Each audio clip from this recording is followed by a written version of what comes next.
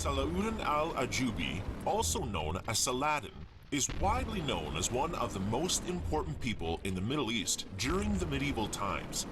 He is the one that founded the Ayyubi dynasty, and he was also the first person that held the title of custodian of the two holy mosques. Here's a short insight into the history of Saladin and how he became such an iconic name. Why is Saladin so significant from a historical standpoint? Saladin lived between 1137 and 1193.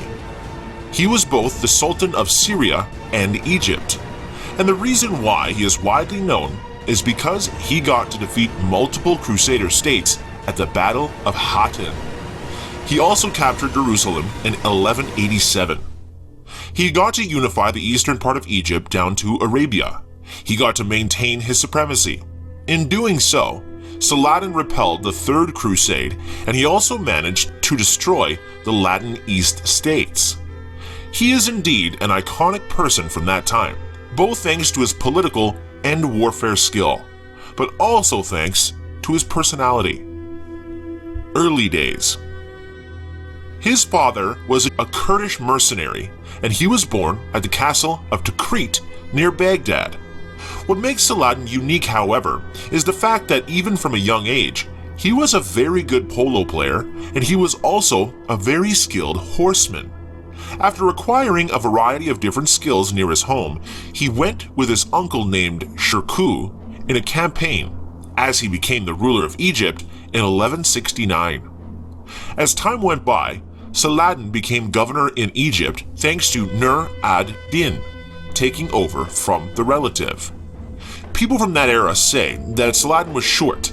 He had a round face and black eyes, as well as a black beard. He always tried to add family members in authority positions to ensure that he had control, which was incredibly important during that time. Once Nur ad-Din lost his wife in May 1174, the Muslim state coalition started to break down, and that's when Saladin stood out, claiming he was the rightful heir. It was at that time when he managed to take over Egypt, something that was hard to fathom at that time. Saladin unified the Muslim world. After he became the Sultan of Egypt, he went on to capture Damascus in 1174. At that time, he claimed to be the Sunni Orthodoxy protector. The fact that he has removed from the Shiite Caliph in Cairo actively brought a lot of weight to his claim. He was accepted as protector, and then he went on to unify the Muslim world, or at least create a coalition.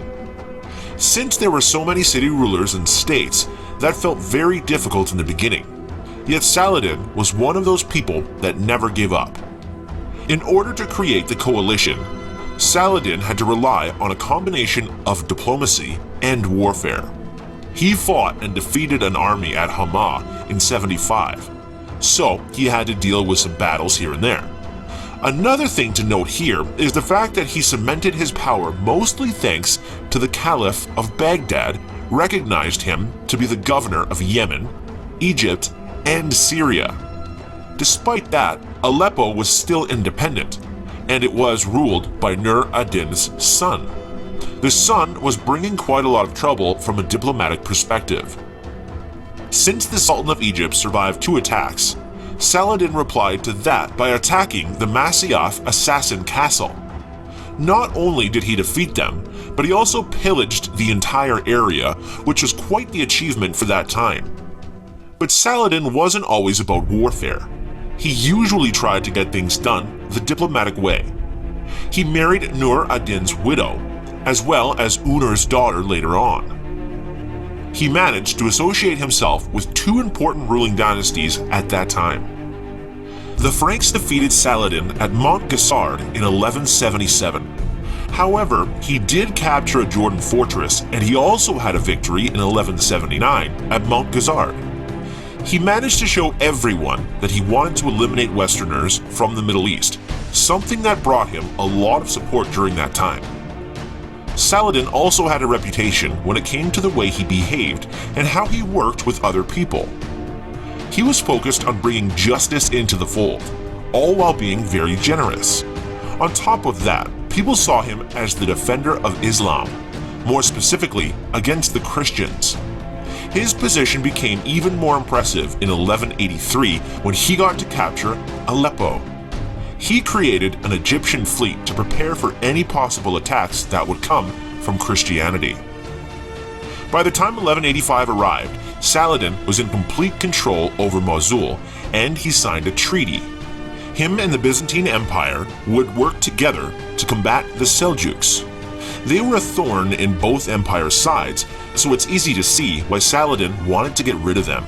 Around that time, there were issues regarding who would rule Jerusalem, and the Franks were also distracted by a variety of conflicts. The Franks attacked the castle of Kerak in April 1187, which was commanded by Saladin's son at that time. Due to the attack, he started gathering a huge army that had Jazira, Aleppo, Syria, and Egypt. Of course, the Franks created their own army, and they battled at Hattin. The battles of Jerusalem and Hattin. At the beginning of July, mounted archers attacked and also retreated, making sure they harassed the Franks. On the 4th of July that year, they brought a larger attack. Saladin brought around 20,000 troops to the Battle of Hattin, and he faced Franks that were commanded by Guy of Lusignan, which at that time was the king of Jerusalem. They had around 1,300 knights and 15,000 infantry, so Saladin's army had a lot more people. On top of that, Franks were short on water and supplies in general. Saladin's army set the dry grass on fire, and that made the enemy's situation even worse at that time. Raymond of Tripoli and his cavalry force did eventually manage to break Muslim attack team, but the others had nowhere to go. Saladin brought a massive victory at Hattin thanks to that. Some of the captured nobles were released for a ransom, including Guy of Lusignan. Others were executed, such as Reynald of Chatillon being a prime example. The Knights Hospitaller and Knights Templar were also executed. In September 1187, Saladin went ahead and captured Jerusalem, which was pretty much undefended at that time. The Christians from the eastern side were allowed to stay in the city, even if most churches were turned into mosques. He went on to conquer Caesarea, Jaffa, Nazareth, Tiberia, and Acre, among others. The Third Crusade. Saladin brought the idea of a holy war against the Christians for a long time.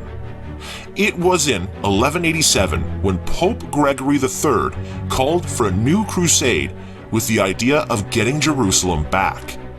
At that time, the kings of Germany, England, and France responded, and they created an alliance. They joined Guy of Lusignan, and then they tried to siege Saladin's land.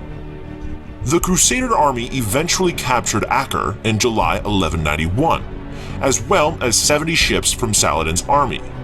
Then they went south to Jerusalem. There was a massive battle in September 1191 on the plains of Arsuf. The Crusaders won there. However, Saladin's army didn't suffer major losses. The loss of Arsuf, Acre, and Jaffa ended up damaging Saladin's reputation. Death and legacy. Despite the fact that the Crusaders acquired some towns, the truth is that he did end up acquiring a lot of artifacts. That being said, he didn't profit that much from the Crusader departure, since he died on the 4th of March 1193. He was only 56 years old at that time, and it's speculated that his death came from the time and effort spent on all the campaigns.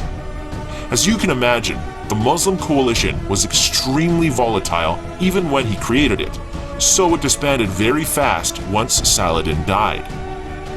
Saladin is widely known for the fact that he created the Ayyubid dynasty that continued to rule Syria until 1260 and Egypt until 1250.